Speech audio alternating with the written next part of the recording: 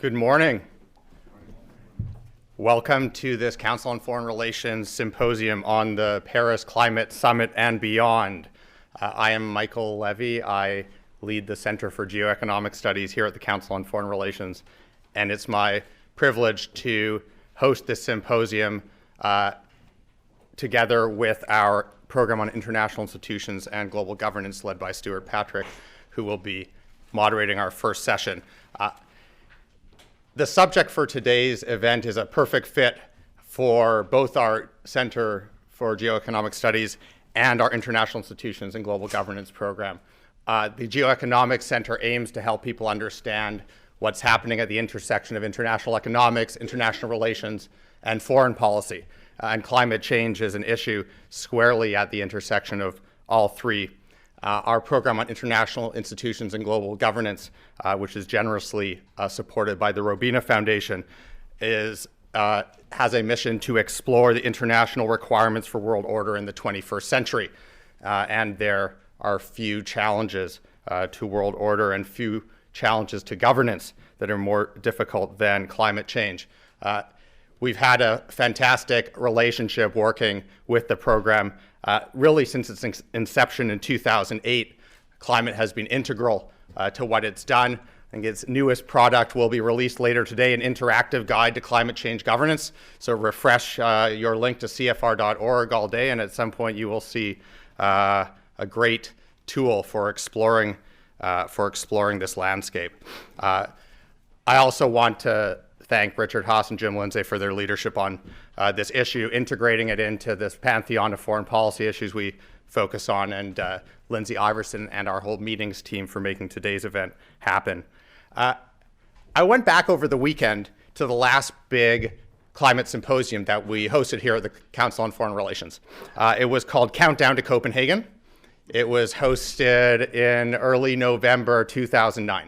And I just wanted to get a sense of the mood and the context at that symposium. The first thing that jumped out to me is that it was pessimistic from the outside. There was a sense of impending collapse. The basic question being asked on the panel was, how bad will the conference go? There was a focus on essentially Kyoto Round 2.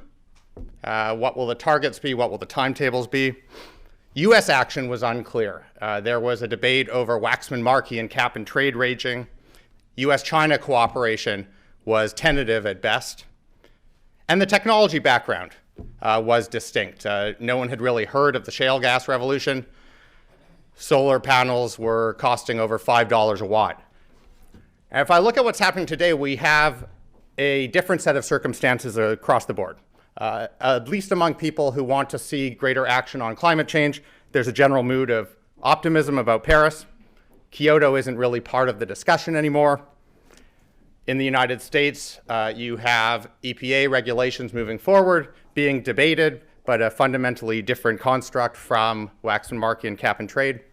You have the United States and China seemingly every 6 months or so announcing a new piece of cooperation on the subject. And on the technology front, you have a fundamentally different picture. You have, at least in this country, this shale gas boom, and you have, just to take one example, solar panels at the utility scale costing less than $1.50 a watt installed. So a fundamentally different world, and a great time to take stock of where we are and where we can and should be going. And we're going to do that today with 3 sessions. The first session, which my colleague Stuart Patrick is going to moderate, will be focused squarely on Paris, on understanding what the opportunities are, what the hurdles are, what the potential outcomes are. I'll moderate a second session focused on international cooperation and governance beyond Paris. We have a whole constellation of efforts globally that Paris fits into. And because that isn't broad enough, the whole of international cooperation isn't broad enough, we will have a third keynote session in which Richard Haass will be talking to former New York Mayor Mike Bloomberg, who is now, among many other things, the UN Special Envoy for Cities and Climate Change, and will take as broad a lens as possible from the local to the global to really understand the different forces at work and opportunities available for tackling climate change. So thank you again for joining us this morning, and I'll turn things over to Stuart.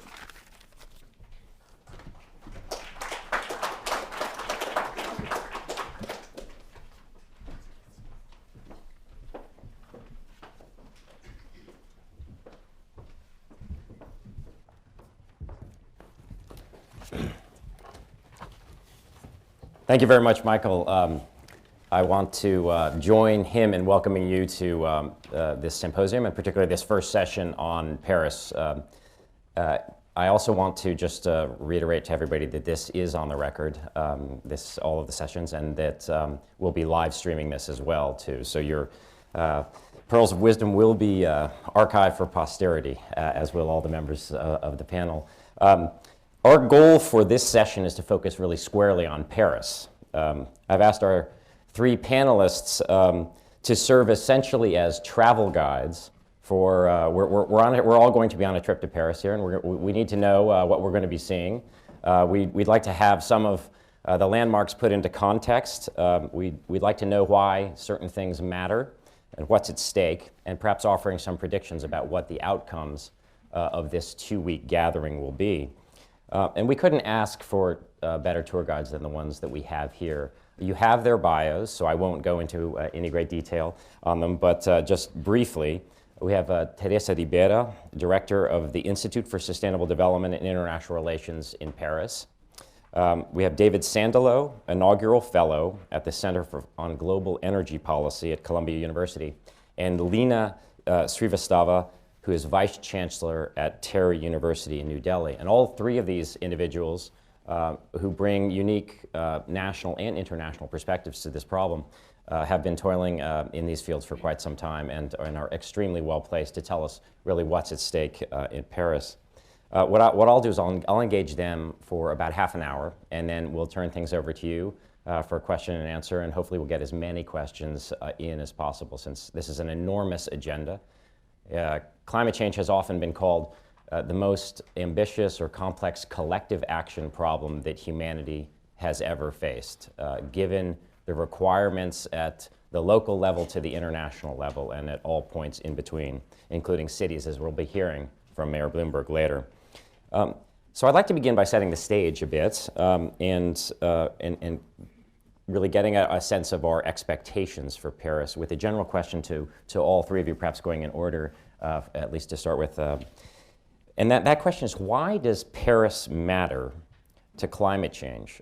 There have been obviously 20 preceding conferences of parties, or COPs, pursuant to the UN Framework Convention on Climate Change. What's been different going into this conference compared to others, and what's at stake, and should we be optimistic about the outcomes? As Michael alluded to, there is a growing sense of optimism, and yet still some caution about whether or not what countries are prepared to bring to the table will be enough to make a dent in this problem. Teresa, might I start with you? Okay, thank you. Thank you so much. Thank you for inviting me to be with you this morning on this very nice discussion. I would say, I would start by saying what it is not.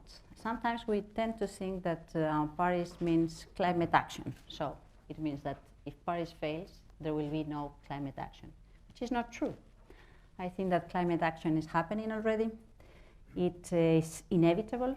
It will happen in an increasingly pressing manner. But the question is that it can happen in a chaotic way, or it may be tackled in a manner that we could identify or call as more intelligent. So what I would say is that Paris provides the opportunity to governments to say if they are willing to lead, manage the transition towards a low carbon and resilient economy in a cooperative way. That would imply reducing the risk of instability, of human and security crisis, of industrial and economic clashes, and it could provide some opportunities for effectiveness, to lower cost of this transition, and to identify some what we could call solidarity instruments in the international arena with those that are more vulnerable and that do need the support of the international community in order to have a chance to survive. So I think that that's what it is at stake. For the time being, I guess that there are many people that still think that governments, either they don't know what they want, either they don't know how to achieve it, either if they know what they want and they know how to achieve it, are incapable to do it. And what Paris has to demonstrate is that they can set a platform to learn together how to deal this transition, to identify what works in order to improve that, and to identify what it doesn't work in order to anticipate failure and to correct it in time through this type of partnerships, collective, regional, and local, based on whatever sectoral or regional approaches they want to take. Thank you very much. David, going into this, one of the big breakthroughs seems to have been the INDCs, the individual nationally determined contributions. Is that a major break from, I mean, you've been at this since the Kyoto days. Is this a major break, and is it something we should take seriously? You know, countries coming to the table with their own sort of individual plans, but questions about monitoring or verification. What's the sum like when you take all these parts and bring it together? It is a major break, and thank you, Stuart and Mike and Richard, for convening this session and for all the attention you pay to global warming here at the center. And I think the importance of the Paris conference is the attention that it is shining on the global warming issue. This conference has been convened by the Framework Convention on Climate Change. And just to date myself, I actually go back even before the Kyoto meeting. I was a White House staff member at the first Conference of Parties of the Framework Convention on Climate Change in 1995, which was in Berlin, and by the way, as a historical footnote, was run extremely skillfully by the German environment minister, a really capable woman named Angela Merkel. Went on to some good things in her career. That's right. But at that meeting, the issue was below the radar screen. It didn't get headline attention. There were certainly no heads of state attending. Next week, I read in the paper yesterday, 138 heads of state are going to be in Paris. Astonishing. Now I recall the Copenhagen meeting was the largest meeting of heads of state ever outside of New York, and I think this is going to surpass that. So, the Framework Convention on Climate Change is actually is not a strong institution. It does not have enforcement powers. It doesn't have sanctioning powers. I think that the leadership of the convention and the French presidency have done a brilliant job of playing a weak hand well, using, and others have contributed to this, but I give them particular credit. They've used this meeting to galvanize global attention, and one of the principal tools is what you asked about, Stuart, which is the INDCs. And these are, for those who aren't steeped in this, these intended nationally determined contributions are essentially national climate action plans. And now I believe over 150 countries representing 95% of global emissions have submitted these plans as part of their preparation process for the convention. And look, I mean, one of the lessons I took from my years working in the White House is that any head of state has an enormous number of issues that he or she must pay attention to. And it takes a device like a big global international conference often for heads of state to focus on global warming as a central and important issue. I think the leadership of the convention's done a brilliant job at that. And I think actually the attention goes beyond governments. It's also the way that they've galvanized media attention and civil society as well. Thank you very much. Lena, in terms of judging success at Paris, and anything else you'd like to add as well, but from what's already been said, but in terms of judging success at Paris, do you have a sense of what form the final agreement will take? There's been a lot of debates over binding versus non-binding, how legal this sort of document is going to be.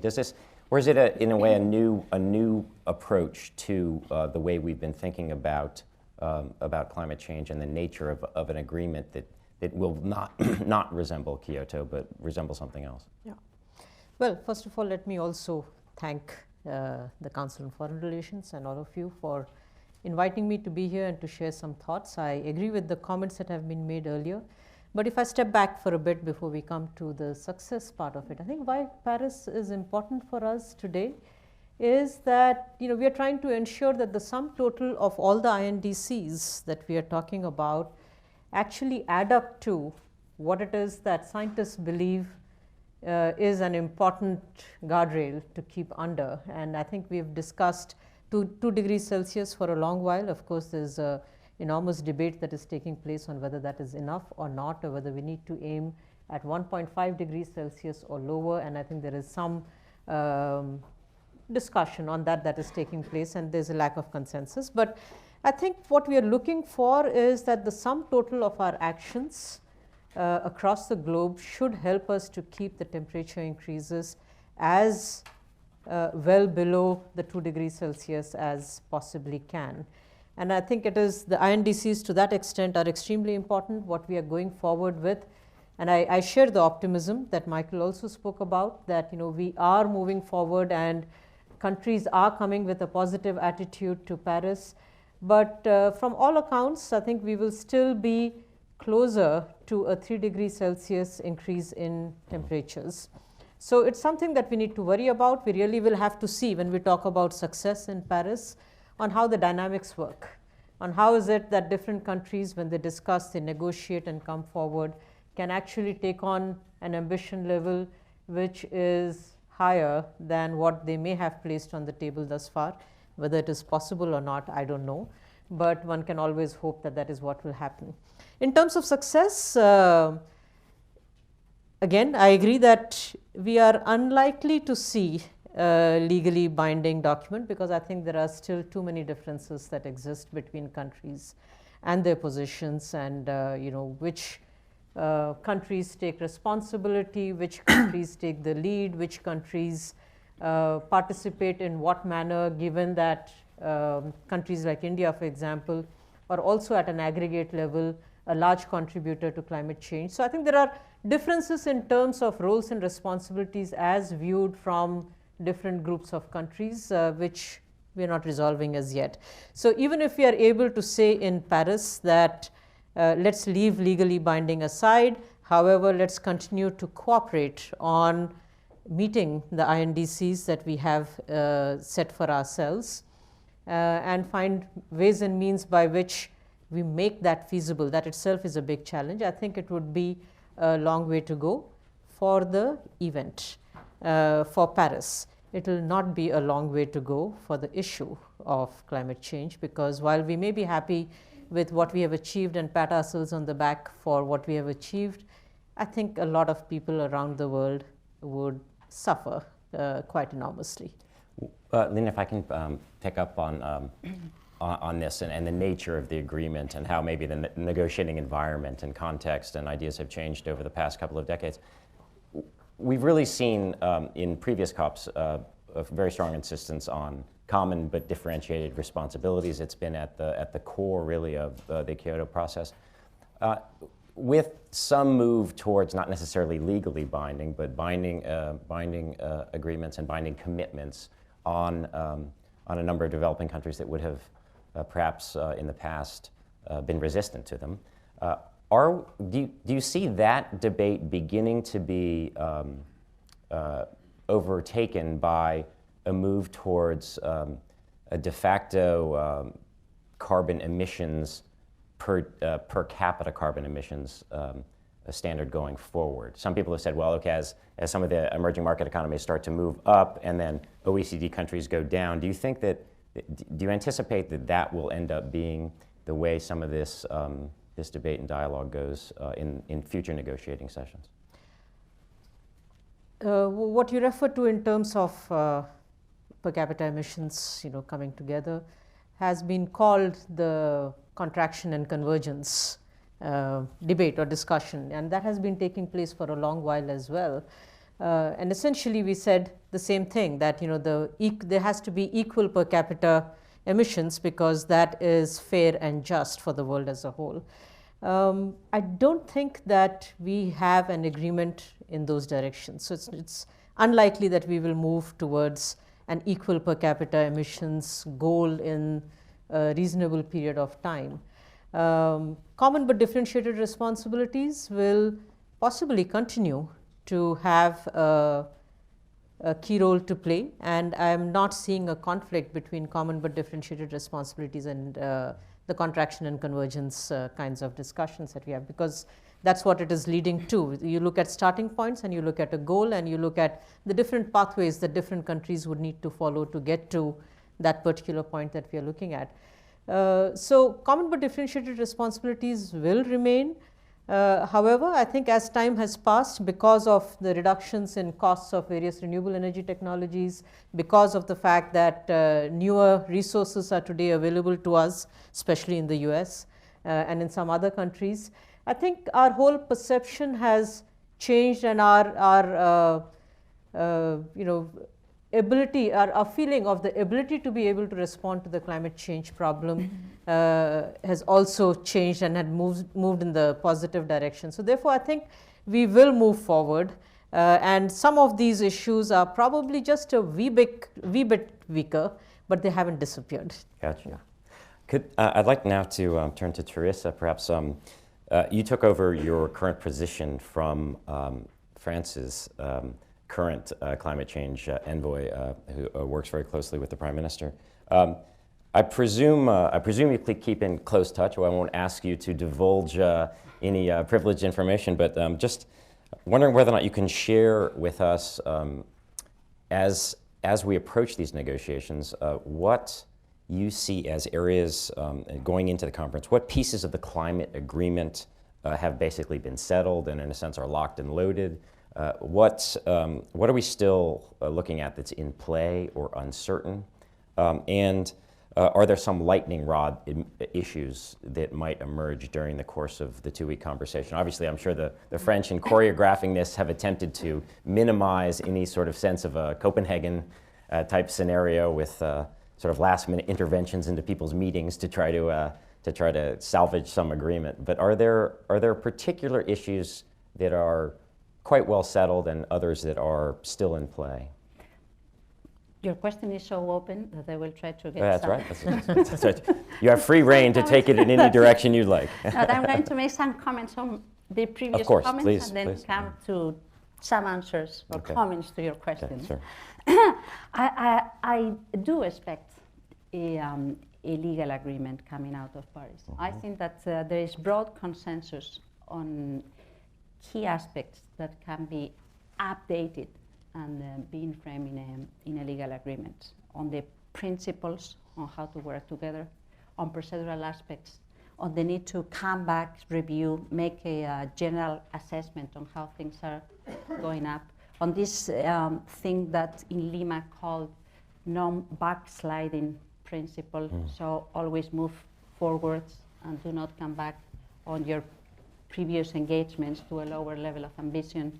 These type of things can be settled and should be settled because they could provide the basis for a new sort of cooperation.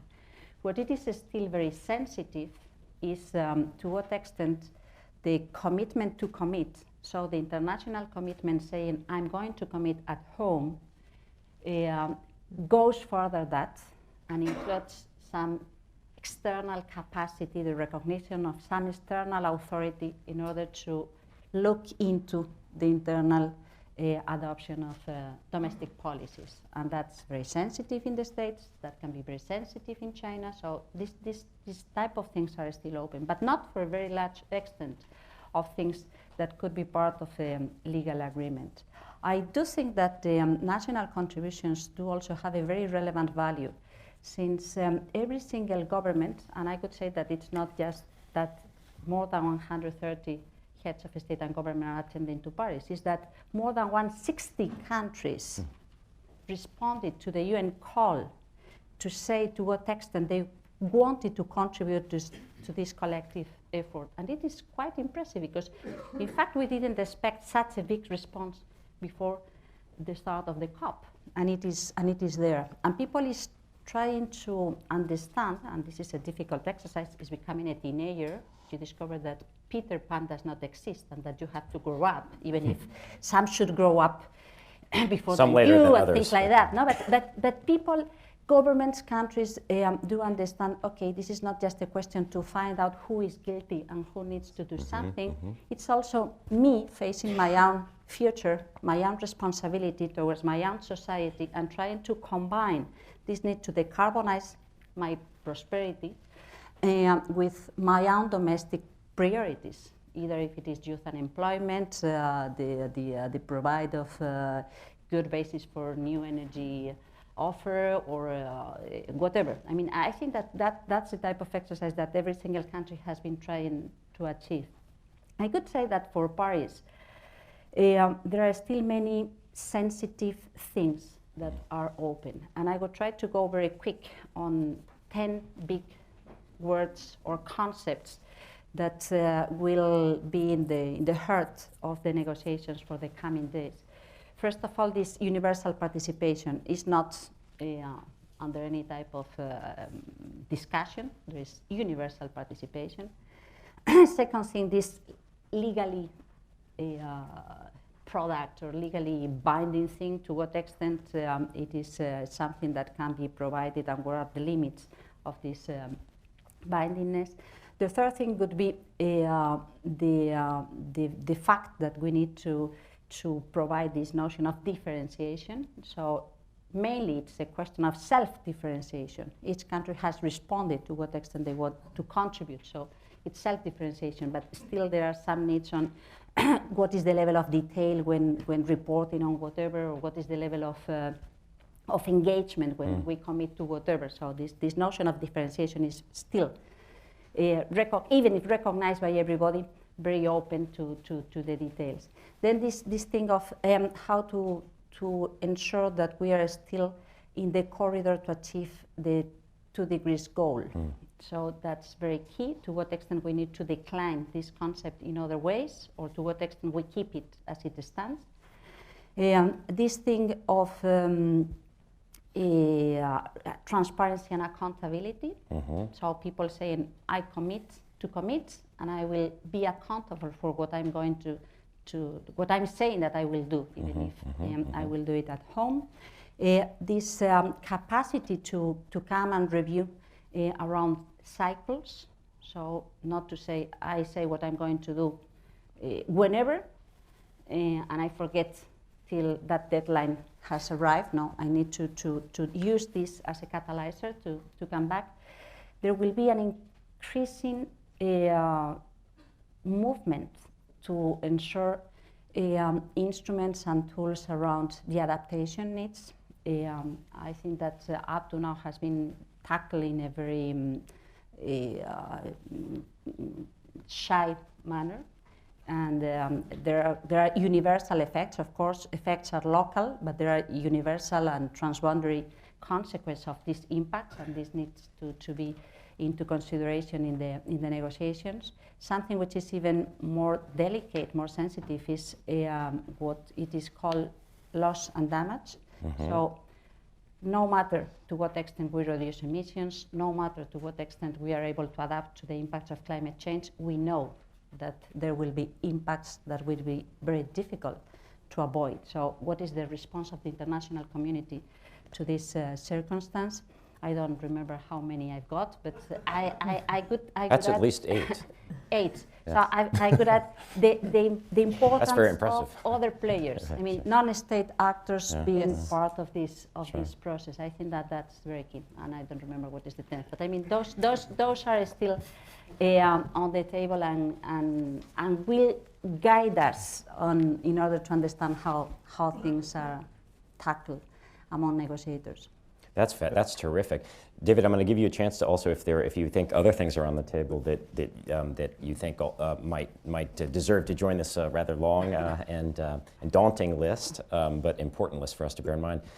One of the question I really wanted to direct at you was, at these negotiations frequently, the outcome will be very much determined by what some of the biggest players are doing. And as you see the diplomatic lay of the land going in, particularly amongst some of the largest emitting countries or groups, including the United States, China, the European Union, what are some of the developments that you've seen that have been hopeful going into this and or still conceivably problematic? And I noted that you have earned a lot of frequent flyer miles over the years, going between Washington and Beijing and many other points as well. But if you had some thoughts about Chinese leadership and what you've seen in the evolution of Chinese leadership going into Paris, I think that would be fascinating for people to hear. That's great. I'll get to China. Let Sure. me first just say, Teresa, that was a tremendous list. Really, really good. And let me just pick up on 2 points Sure. and then get to China. First, to talk about the legally binding nature of this agreement. This is a complicated issue, but I think the outcome is relatively straightforward. I think at the end of the Paris conference, there will be an agreement that is legally binding in some respects and not legally binding in other respects. Or there will be no agreement. And I certainly hope and expect that there will be an agreement. But if there is one, it's going to be legally binding in some respects and not legally binding in other respects. It won't be legally binding with respect to the emissions reduction commitments that countries are making. And the reason it won't be is because there is significant opposition to that from some major developing countries, as well as the United States of America. And the situation in the United States of America is most clear. The Senate of the United States ratified the Framework Convention on Climate Change in 1992 by unanimous vote. That provides for certain procedural requirements. It imposes certainly procedural requirements on the United States. And procedural requirements that are consistent with that can be adopted by the United States without returning to the Senate for ratification, for advice and consent to this treaty. Additional commitments, such as a legally binding commitment to reduce emissions by a certain amount, would require advice and consent to the US Senate. If there is anybody here who thinks that that might happen, I would offer 10 to 1 odds, and I mean that. $100, please come up to me afterwards on any amount you would like. And by the way, I think it's worth noting that this is not just because of the debate over climate change in the United States, although that's an important factor.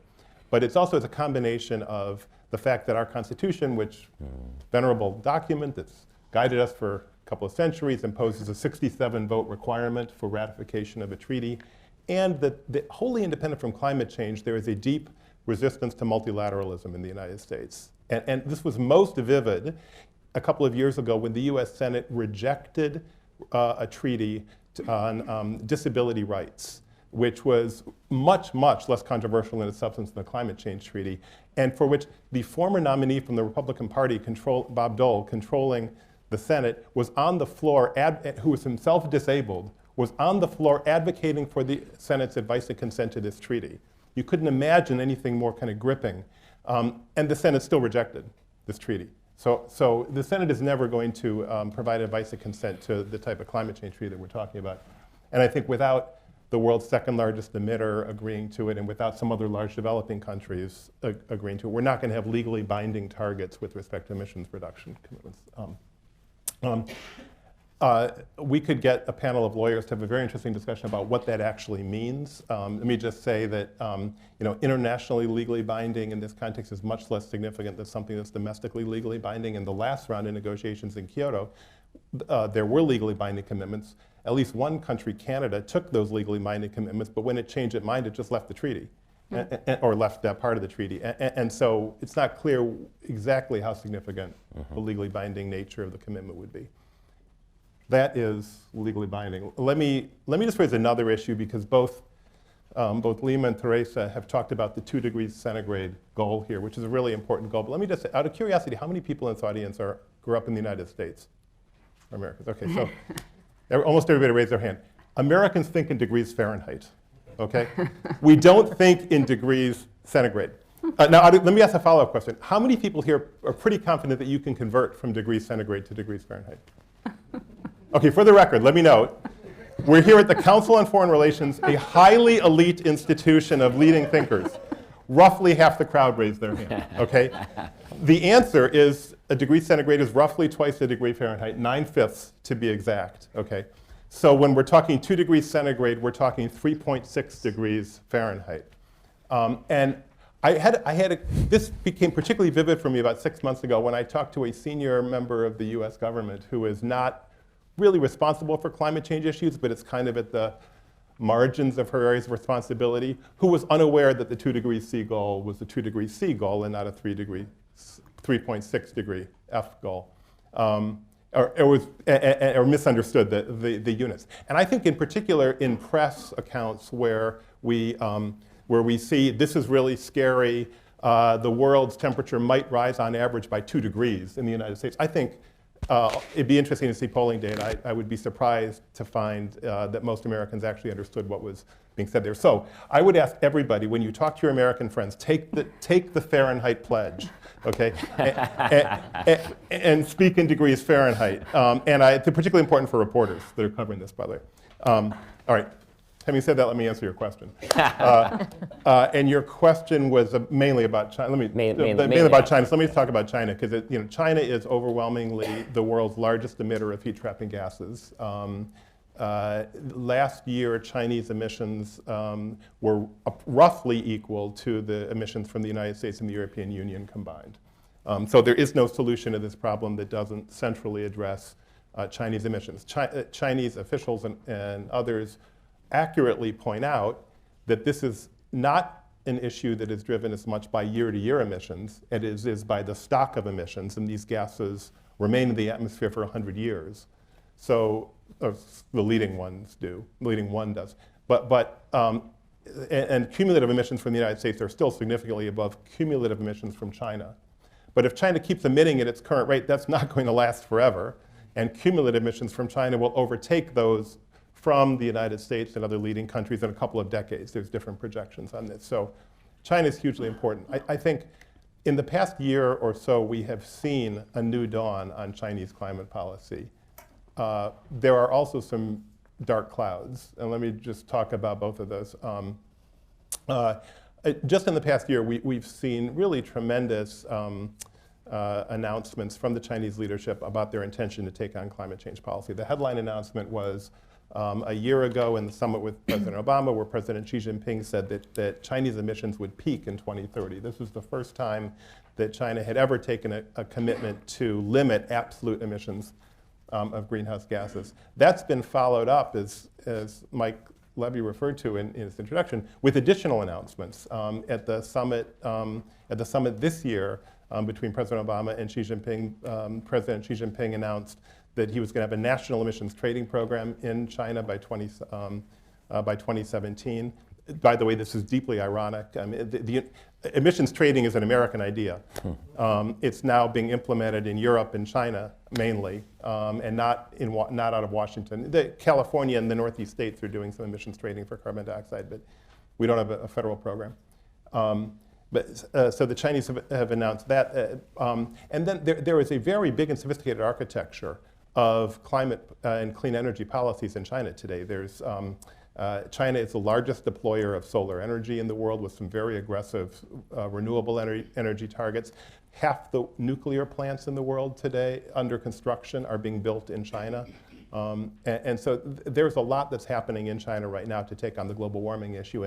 And when you have conversations with Chinese leaders and others on this, there is no strain of climate denial in the Chinese leadership at all. This is an issue that they believe is real, and it aligns very closely with their highly important goals to reduce local air pollution in the country. And the local air pollution crisis is huge. Most things you can do to reduce local air pollution also reduce greenhouse gas emissions. There are some areas where there's a tension, but most things you can do actually work very well together. Just to wrap up, there are a couple of dark clouds that I think are worth paying attention to. One of them is this announcement, a revision about a month or two ago, that the Chinese coal data had been significantly misstated. And it's quite remarkable, the size of the of that. It's hundreds of millions of tons of coal. And in one sense, this is encouraging. I mean, the Chinese statistical system is slowly becoming better. And this was government data. And the government announced that they were revising the coal consumption data upwards, and did so without fanfare, but it's extremely concerning in that regard. And the other, I think, dark cloud I'm concerned about is the continued construction of coal plants in China. That even as Chinese coal consumption goes down, new coal plants are being built, and that's going to cause a variety of problems going forward. Thank you very much, David. I'd like to turn to Lena next to discuss, at least as point of departure, India's own views and evolving position on this. India's often been considered, fairly or unfairly, a climate outlier in some sense amongst some of the major major emerging economies and major emitters. But more recently, last month, the Modi government released its INDC, which had some aggressive elements to it, including a historic shift, the first time that India had apparently agreed to its openness to a legally binding agreement with respect to climate change emissions targets. At the same time, pessimists note that if it continues on its current course, in part because of its current low level of development, that it's and perhaps if it continues its breakneck economic pace as well, that it's on track to conceivably be the biggest emitter by 2050, and the emissions themselves will double by 2030. On the other hand, it does seem to suggest a shift in India's attitude that maybe has been taking place over the last decade, but really has come to fruition recently. Are you an optimist or a pessimist when you look at India's current trajectory and the Modi commitment? I'm generally a cautious optimist. So can't say clearly optimist or pessimist. But before I come to India, interesting point that was raised by David related to the whole issue of carbon budgets. So one is the cumulative emissions that have taken place by different countries over a period of time. But the more important question now for us, and I think one of the issues that India also raises very often, is what happens about the remaining carbon budget. And the remaining carbon budget that we have is very small. And how does this get divided up, and how does the past and the cumulative emissions that have taken place actually translate into the available space that countries have for developing further or for continuing development, and of course the emissions of greenhouse gases that each country would get. So that's where the whole issue of equity and justice actually also comes into play. And it's one of the confounding issues that I think we have to be able to deal with. So maybe it was your 10th, but maybe not. So, and technology may have been another one, but so I think there are a number of these issues that still remain to be resolved, and then that's why I think when David says that we may get a legally binding commitment for certain aspects and not for others, and I agree with that. The question is, does it again get us where we want to be, and that is the $1,000,000 question that I think all of us are facing. As far as India is concerned, this impression of being an outlier is, I guess, as much of a perception as a reality, because when you talk about being an outlier, especially in the context of climate change, it could be in terms of what you're discussing or what you're doing. And I definitely feel that in the case of India, if you look at some of the domestic targets over a period of time, I think it's been fairly ambitious in wanting to improve efficiencies, in wanting to move in the area of renewable energy. But of course, the issue of capacities, capabilities, and everything else does come into play over here. I am optimistic.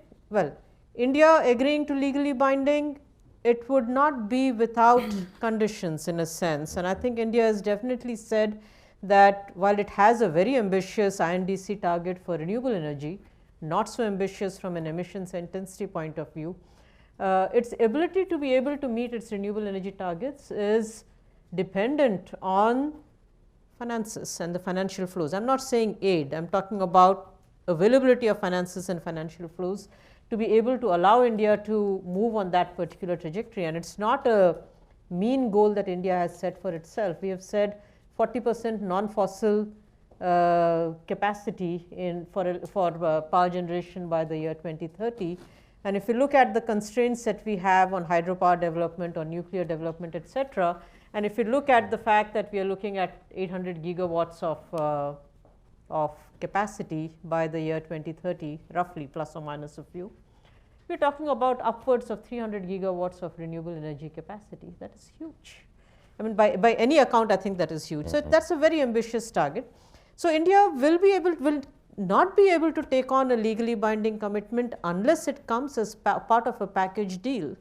Yeah, that's very interesting. In that sense, one of the things that Paris is meant to be helping to ramp up is the Green Climate Fund, which was agreed to, I believe at Copenhagen, that there would be up to $100 billion a year in green climate financing by 2020. Obviously, that appears to have been lagging quite a bit behind that target, or in terms of ramping up. When you discuss India's need for external investment, are you mostly thinking about it in terms of something like the Green Climate Fund, or more in terms of private sector involvement, including through technology transfer to India? Yeah, I think it will have to be a combination of the two. We definitely need investments from the private sector, and there is a sizable market in India that will be able to bear the costs of private sector investments and be able to make that attractive in terms of returns. But we also have, and we have to remember this, that 70% of India's population is well below the poverty line as is defined. And we therefore have this constant struggle of being able to provide low cost energy to this group of people and not keep them continually out of the energy access agenda. And this is one of the things that will be coming up, hopefully. I mean, it's not currently as strongly on the radar screen, but we have the Sustainable Development Goals. Sustainable Development Goal number 7 talks about sustainable energy for all.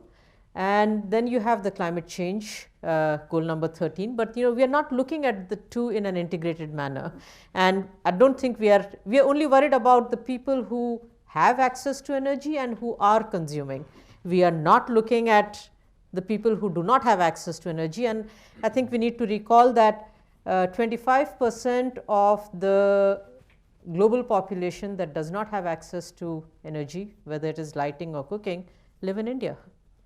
It's huge. So the challenges are enormous, and we need to be able to recognize that. Yes, no, I think what you're pointing out is the sensitivity to balancing a couple of different imperatives in terms of social development and other forms of development on the one hand, and obviously meeting sustainable greenhouse gas targets, and that's not going to go away anytime soon in Paris. I would like to turn things over to the audience now. Did you have a quick question? Yes, Quick it was comment? finance, not this thing finance. that I forgot. but I think that it is also important to remind that even if this question of the carbon budget is a way to express what to do into the future in order to match our current efforts into the long-term goal, we have learned from Kyoto Times that this zero-sum game was not the most positive way to promote what we could call positive envy, the pride of doing more, because it's like, who is going to do more than me? What does this mean for me? So I guess that we could work on these trajectories towards the long-term goal with some combination of these per capita emissions, more than trying to make a perfect division of the free space, available space. And it is very much embedded in the existing context of the negotiations. Thank you, Teresa. At this point, I would like to open the floor to the members of the audience. As a reminder, this meeting is on the record. Please wait for the microphone and speak directly into it. If you would stand, state your name and affiliation, that would be great, and please limit yourself to a question. This gentleman right here. No, I'm sorry, in the fifth or sixth row. Hi, Jay Coe from Sealer Guff. Thanks for your comments on the panel.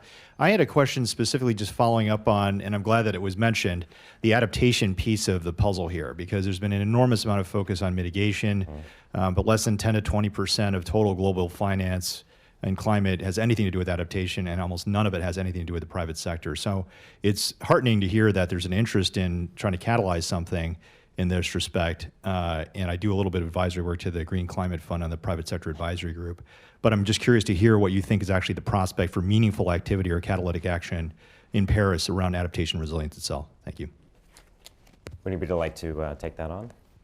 I'm happy to Teresa. get it. I think that this is probably the highest political thing.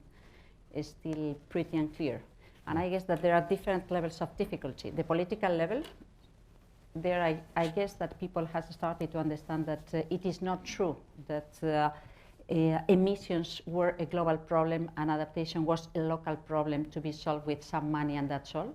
There are global conflicts that can come up because of the local impacts of climate change, and there is a need to professionalize how we deal with adaptation, how we identify the priorities in order to invest our efforts first to cover the most relevant impacts in each country, or how we can combine the international or the regional capacities in order to respond. There are then some difficulties at the technical aspect, as I say. No, there's this need to professionalize, to prioritize, to understand the trends, and to give the right signals that could allow countries to host those investments in a much more efficient manner to provide sustainable development, including the right assessment of possible climate impacts. For the time being, it's a little bit a desire to reflect the political relevance of adaptation in a much more relevant place. Many comments or many declarations on the importance of using public money in order to give this solidarity profile to the investment on adaptation, and some general demands in order to strengthen the adaptation pillar in the 100 billion discussion, but I would say still ongoing.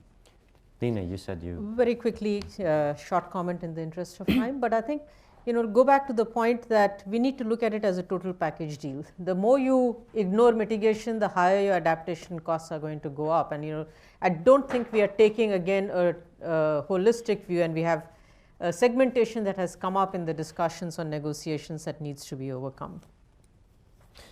The gentleman on the aisle right here. You, yes. Sorry.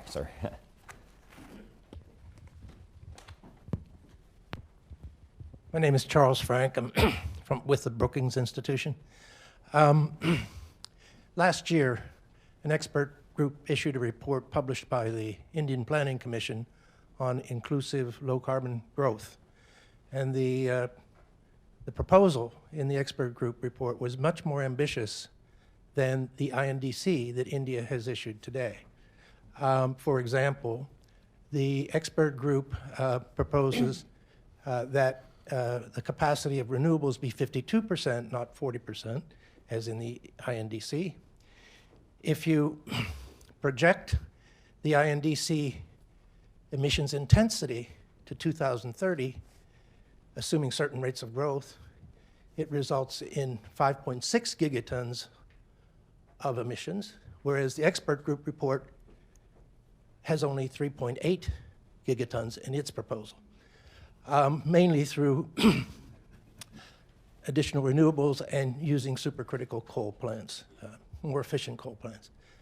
Why is there this difference? Has the Indian government left something on the table here? Are they lowballing us? What can be done to improve the commitment that India is going to make? Yeah, well, these are all modeling results, and it depends on the scenarios that you define, I guess, at a given point in time, and that always evolves.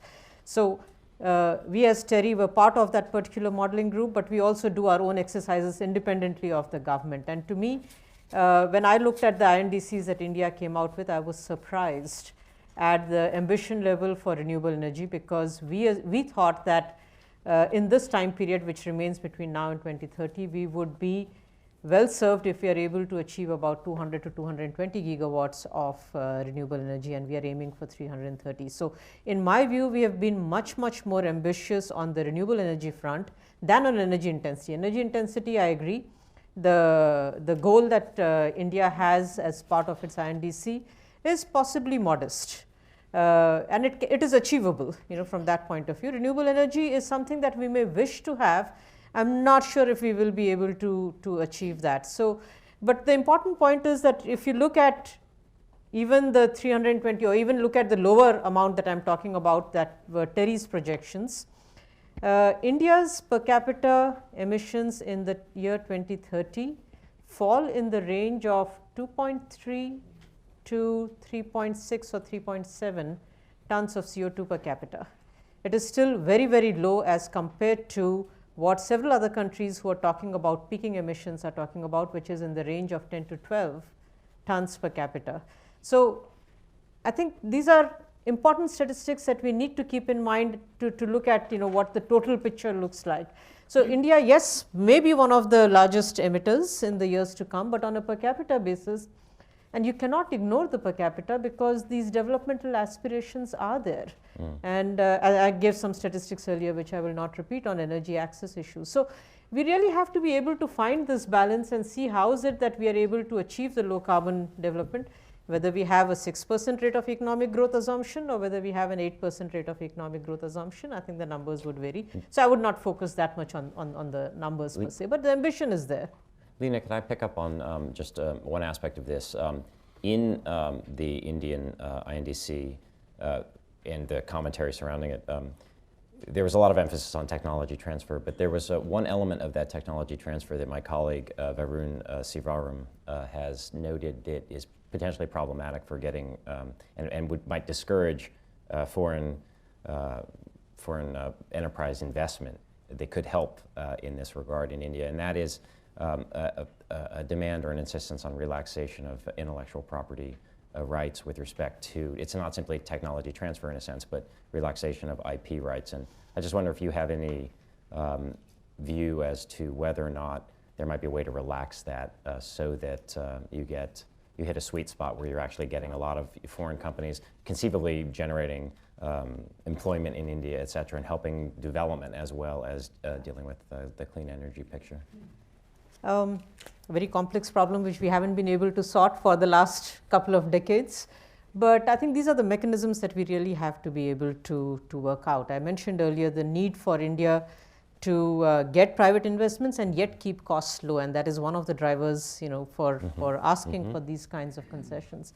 And we really have to be able to see how public-private partnerships can be developed so that it is the governments in the countries where the intellectual property is emanating that are able to write down possibly the costs of these intellectual properties so that you are not outpricing technology and services as compared to what people are willing to pay. So yes, if you give it enough time, 20, 30, 40 years, things will change, ability to pay will improve and so on.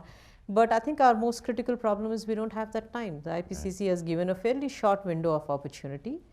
And if we want to be able to accelerate things in that window of opportunity, even if we don't reach 100% of what we might wish, we really have to see how to define those mechanisms. Thank you. Let's go see this gentleman here on the aisle. Thank you very much. Stephen Heinz with the Rockefeller Brothers Fund. Given that the INDCs, the national pledges, are almost certainly not likely to be part of a legally binding agreement coming out of Paris, it seems to me this raises the question about transparency and accountability in a very sharp way. And here I think the role of non-governmental actors is very, very important. And yet at the same time, we see around the world kind of a closing space for civil society, a clampdown on NGOs that may make this work more difficult. So I wonder if any members of the panel have a comment about this problem. I have a comment. I think you are perfectly right. I think that there are a couple of additional comments to your own comment. First of all is that INDCs do not seem to be enough, but are not to be taken for granted.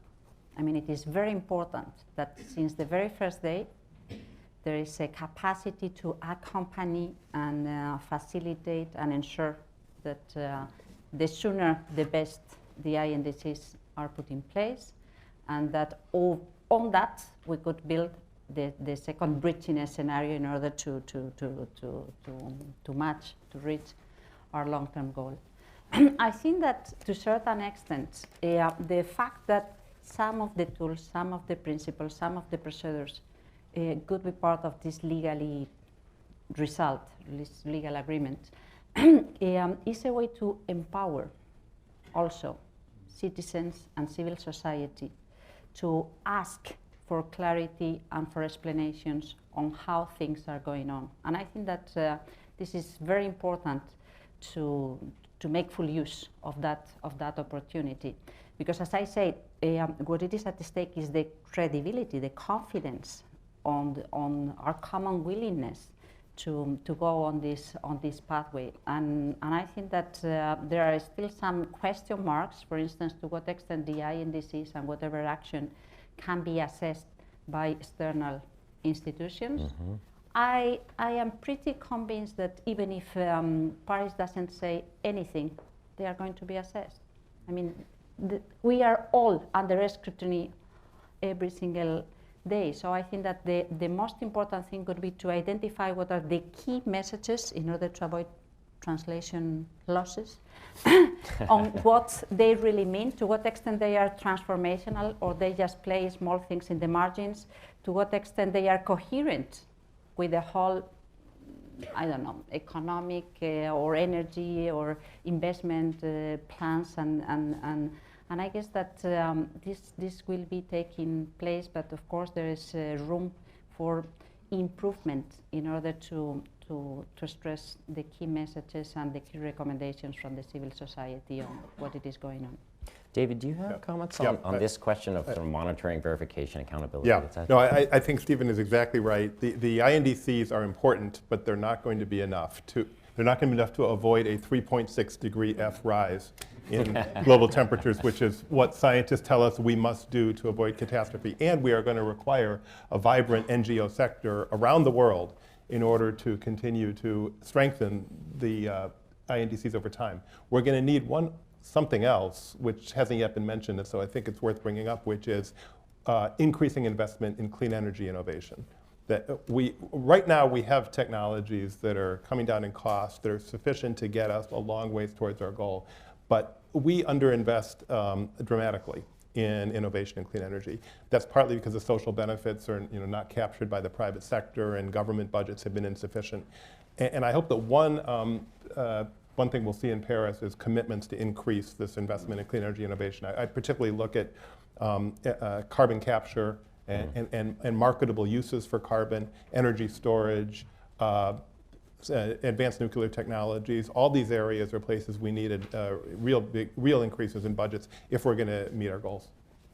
Lena, did you have something to add on this topic? Yes, I wanted to come back to the point on the clamp down, in a sense, on the non-governmental sector. And I don't have a brief for the Indian government. I come from a non-governmental organization myself. But if I put myself in the shoes of the government and I look at what it is that they are dealing with, so you want to set up a nuclear power plant, and there is obviously resistance to it, and there's a huge movement against it. Hydropower plants, they suffer from the same consequences, and there's a lot of civil society agitation against it. And yet we want to be more environmentally friendly, and we can definitely debate whether nuclear is environmentally friendly or not, or hydro is environmentally friendly or not, etc. But so somewhere I think the government gets this sense of being left with a Hobson's choice as far as being able to look at alternates is concerned, and that's where the pushback possibly comes from on some of these issues.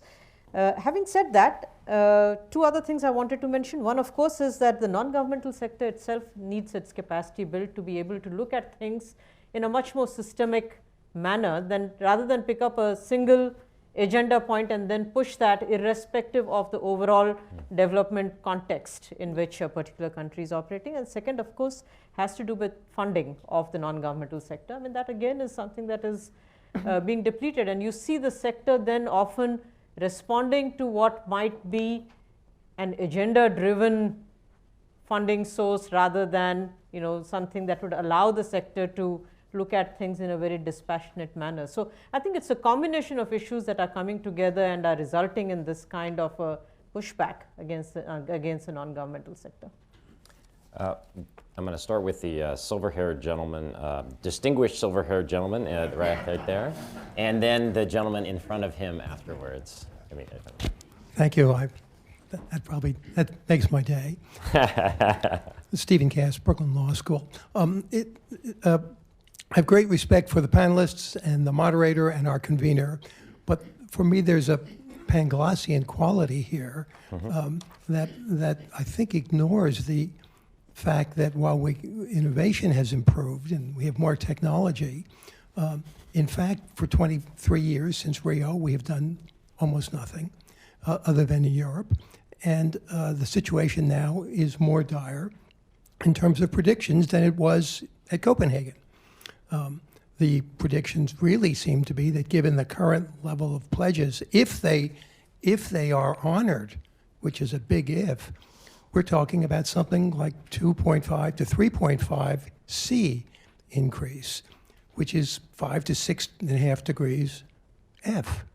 That's colossal. So the gentleman's question here about adaptation seems to me critical, and I was disappointed to hear that it didn't make the list of the first 8 or 9 items, and that it is still controversial.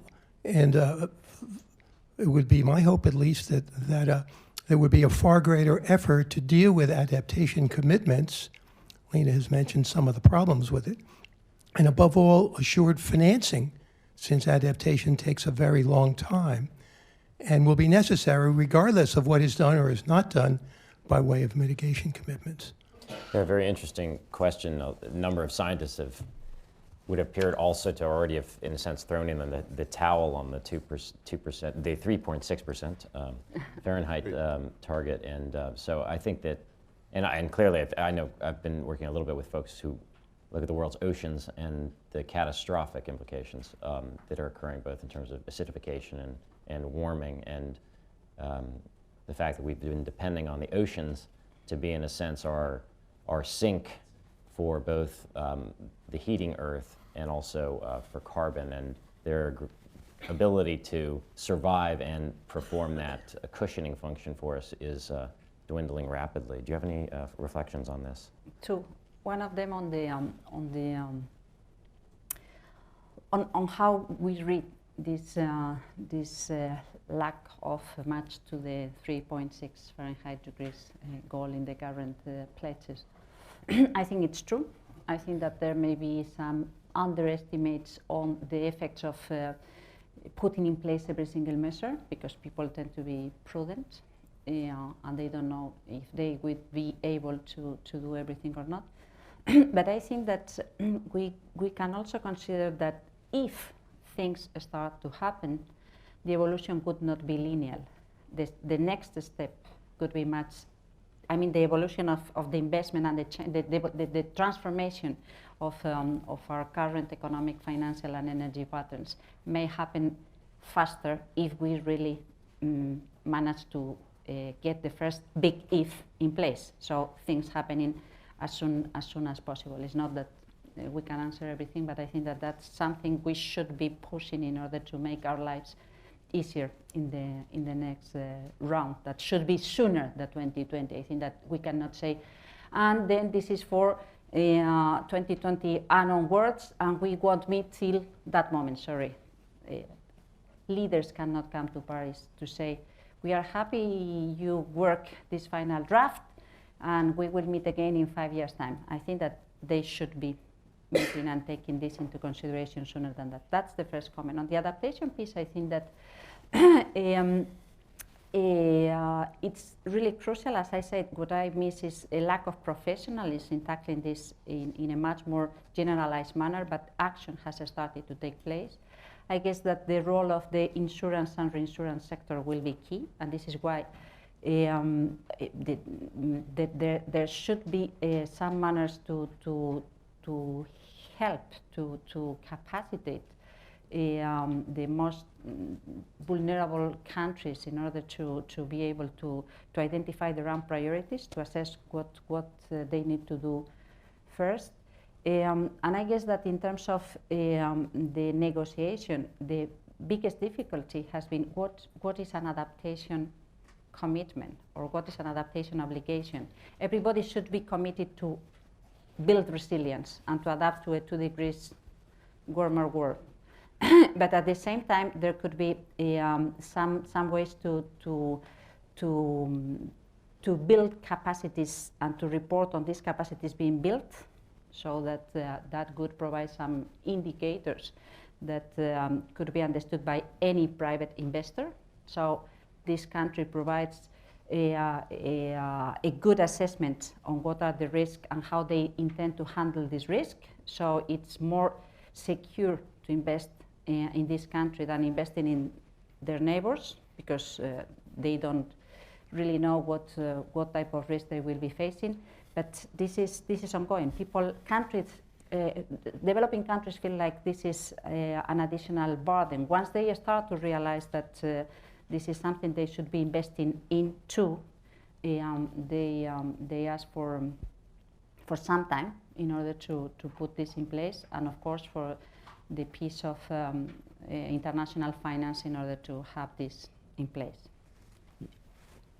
You're exactly right, sir, to note that even if the INDCs are fully implemented, according to the analysis, the global average temperatures will increase about 5 to 6 degrees Fahrenheit. And Al Gore says it in Inconvenient Truth that 9 degrees, that the difference between today and the peak of the last ice age was 9 degrees Fahrenheit.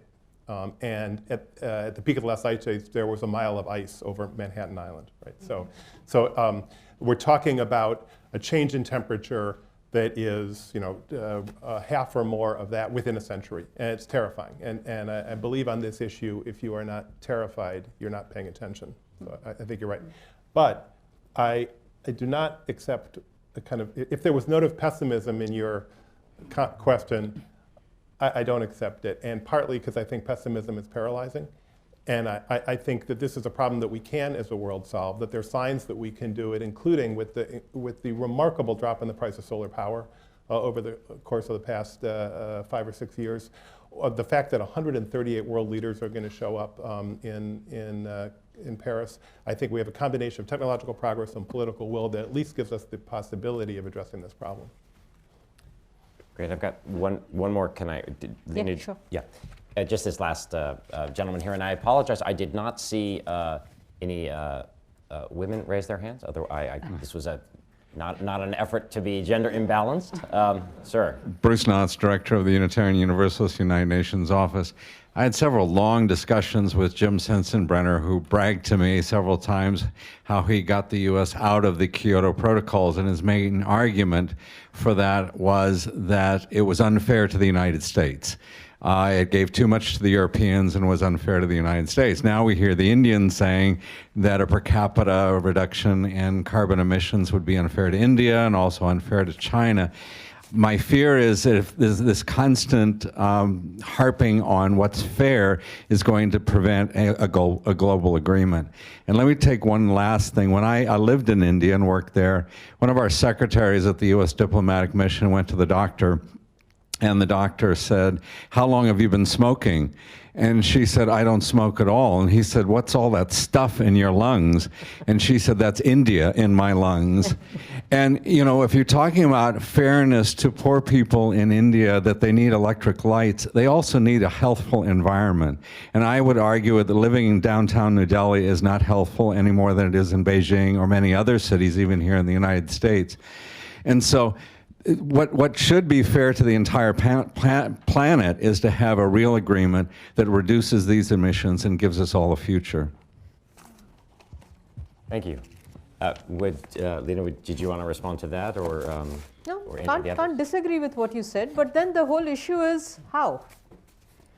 So that's where we get stuck, and that's why I guess India is a developing country and not a developed country, because if we had done everything that needed to be done even before we discovered the climate change problem and started talking about it 20 years ago, we wouldn't be where we are. So I think that is the reality that we keep saying needs to be understood and accepted. I did want to come back on an earlier point about insurance. Just not that I disagreed once again, but to bring out the changes in context. So as an adaptation means, if you look at it today, maybe 10 years later it will be different depending on how we progress. But we have an abysmally low coverage of India's population by insurance. We have nothing called crop insurance, for example. So when we're looking at adaptation strategies, what some of you might take for granted in your countries may not even be an option to talk about in even a country like India, at least not for the foreseeable future. So the real I just wanted to highlight, how what might seem obvious, like what you also mentioned, as a solution, doesn't turn out to be that obvious a solution. We've been struggling for decades over doing away with biomass energy for simple thing like cooking energy solutions, and it has not been possible.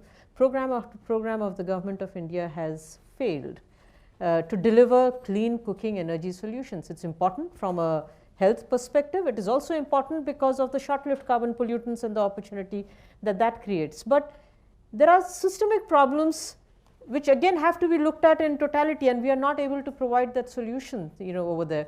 We are investing, when we talk about private sector solutions, we are investing a huge amount in growth of the automobile sector, one of the major polluters in urban India.